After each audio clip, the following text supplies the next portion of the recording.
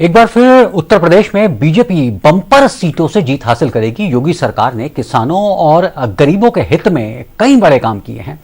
यही वजह है कि यहां की जनता फिर से बीजेपी की सरकार चाहती है। ये कहना है केंद्रीय मंत्री साध्वी निरंजन ज्योति का। उन्होंने कहा है कि बीजेपी सरकार में बुंदेलखंड विकास की राह पर आगे बढ़ रहा है। चुनाव को लेकर उनसे खुलकर बातचीत हुई हमारे संवाददाता आशुतोष दीक्षित के साथ। यूपी विधानसभा चुनाव तीसरे चरण में हमीरपुर जनपद में चुनाव है, जिसके लिए आज मनोज प्रजापति भारतीय जनता पार्टी के प्रत्याशी की जनसभा को संबोधित करने केंद्रीय मंत्री साध्वी निरंजन ज्योति हमीरपुर आई थी। हमारे साथ मौजूद है, आइए इनसे बात करते हैं।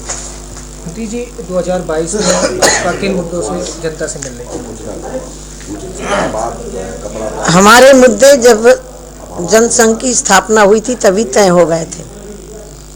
डॉक्टर श्यामा प्रसाद मुखर्जी जी का राष्ट्रवाद, पंडित दीनदयाल जी का एकात्म मानववाद, अंत्योदय, ये हमारे तभी से निश्चित थे। लेकिन उनको धरातल पर उतार रहे हैं भारत के यशस्वी प्रधानमंत्री आदरणीय नरेंद्र मोदी जी। अंत्योदय, देश विकसित तब तक नहीं होता जब तक अंत में बैठा हुआ व्यक्ति उसके पास तक विकास की किरण नहीं पहुंचती। आजादी के 75 वर्षों में 60 साल कांग्रेस ने काम किया है देश में। जनता ने अवसर दिया, लेकिन क्या किया? गरीब आदमी गरीब और नीचे चला गया, वो आगे नहीं बढ़ पाया। और जो बढ़े थे वो बढ़ते चले गए। और मैं बधाई देती हूँ योगी जी को, जो जनता की गाड़ी कमाई को लेकर के घर बनाए थे, कोठियां बनाई थी, बुलडोजर चला के गरीबों को जमीन दे रहे हैं। मानिए मोदी जी ने काम किया है, योगी जी ने काम किया है। मैं 2014 से लगातार केंद्र में मंत्री हूँ और मैं देखती भी हूँ कि कोई भी बैठक होती है माननीय प्रधानमंत्री जी सुनते हैं और जो मंत्री परिषद के लोग होते हैं वो सुझाव देते हैं।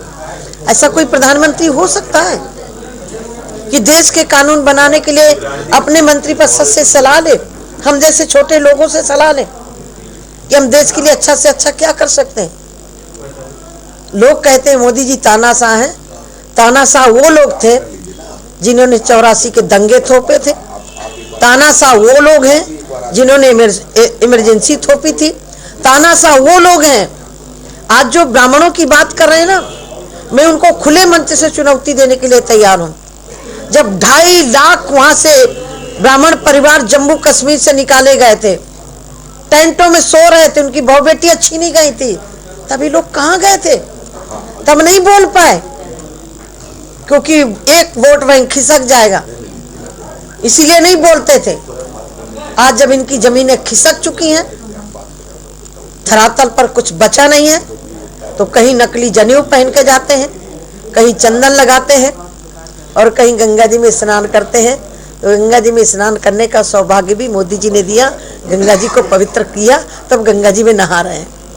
जी बिल्कुल, बुंदेलखंड की बात कर लेते हैं। क्या लगता है भारतीय जनता पार्टी को इस बार बुंदेलखंड में कितनी सीटें मिल रही हैं? देखिए, बुंदेलखंड के नाम से मुझे लग रहा है अंतर्राष्ट्रीय बुंदेलखंड चर्चा में रहा है। महाराष्ट्र का विदर्भ जिला और उत्तर प्रदेश का बुंदेलखंड हमेशा चर्चा में रहा।